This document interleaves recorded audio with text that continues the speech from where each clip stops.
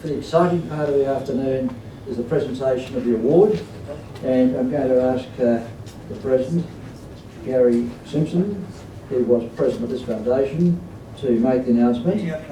The awards start in a very odd fashion. Rodney and I, back in the last century, were having lunch at the Australian Club, and we were discussing contemporary playwriting, and we both sort of came to the conclusion it was all very tragic. Rodney said, why can't they write plays which bring joy and happiness to the world? Rodney's favoured wish. So all of a sudden he said, I think I'll start a playwright award. And that's exactly what happened. Keep these people in mind, and you may even see it being read.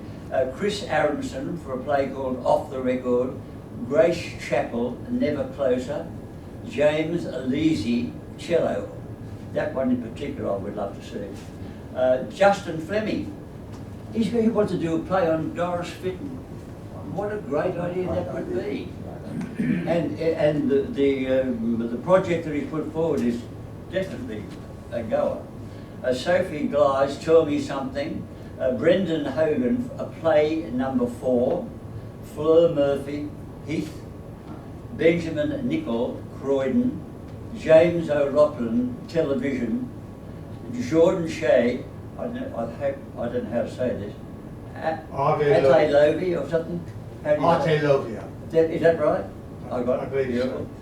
Brittany Shipway, A Letter from Molly, which is about to appear as part of the ensemble productions this year.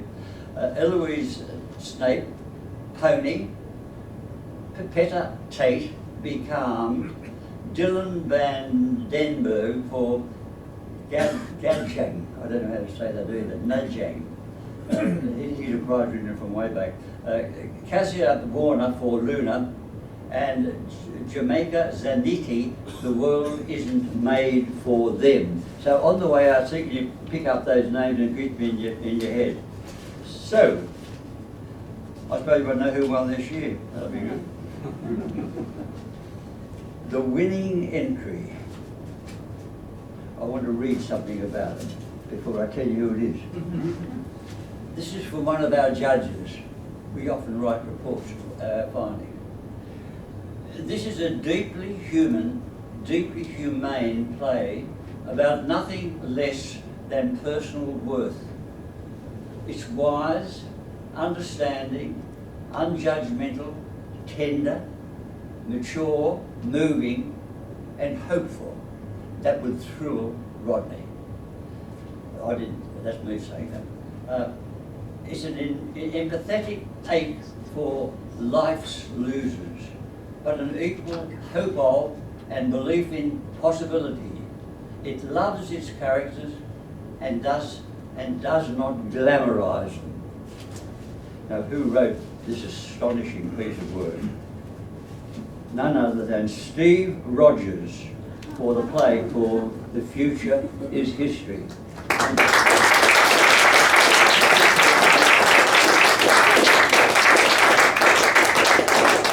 In the years we've been judging, we've never had so much unanimous support for a script. It won hands down after a lot of debate, but it won hands down. So, and we have this dear boy. We were trying to find him to let him know what was happening. We couldn't trace him. Carol was driven mad. He never returned phone calls. We discovered, much to our amazement, that the bugger was living in Dubai. So we eventually found him in the desert, or wherever they do that. He was directing a play there. So unfortunately he's not with us tonight, but we have his daughter, Lily.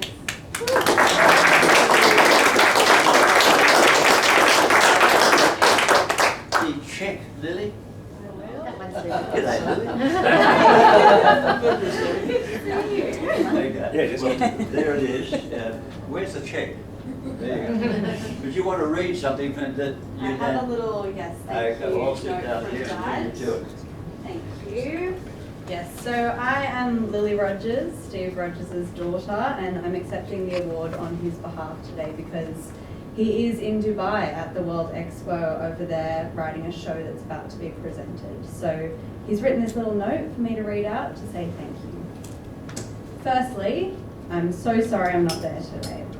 Prestigious awards in the playwriting world are few and far between, so to not be there to accept this honour is a real bummer. The Futurist history is about a lot of things. If I was writing an essay on it, it would centre around questions concerning individual aspiration and societal inequality. It would probably focus heavily on why, where we live, and how much our parents earn increasingly determines the life choices available to us.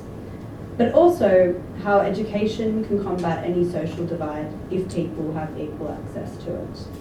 But really, The Futurist history is a play about love.